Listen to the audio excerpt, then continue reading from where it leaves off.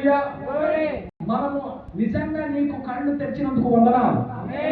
మనకు కళ్ళు తెరిచినందుకు వందనాలు. ప్రవక్త వచ్చి మనకు చూపెట్టినందుకు వందనాలు. హల్లెలూయా. ఇప్పుడు లోకం ఏమంటుందంటే నిజమైన ప్రవక్తని ఆమె అబద్ధ ప్రవక్తగా అని పిలుస్తున్నారు. ఆమె అబద్ధ ప్రవక్త పోపు. అబద్ధ ప్రవక్తలయ్యా పోపు. ఆమె హల్లెలూయా. ప్రియ సహోదరులు గమనించండి, 369 ఇప్పుడు అతడు మరలా అబద్ధ ప్రవక్త పిలుపడుచున్నాడు. ఇప్పుడు ఒక బోధ మానవుడుగా ఊపుదర్చి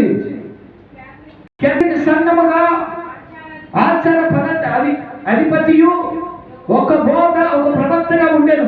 అబద్ధ వాక్యను పోపు ప్రవక్తగా ఉన్నాడు. మరియు అది అతనికి అబద్ధ ప్రవక్తగా చేసినది. ఆమె చూడండి, వాక్యము కాని ప్రవక్త, అబద్ధ ప్రవక్త, ఆమె పోపు. ఈ సంఘ శాఖలు తెలవదు. వీళ్ళు ఏమంటారంటే ఈ నిజమైన ప్రవక్తని ఇతను అబద్ధ ప్రవక్తనని వాళ్ళు చెబుతున్నారు. అబద్ధ ప్రవక్త ఉంటాడంటే వాక్యం కానిది నడిపిస్తాడు.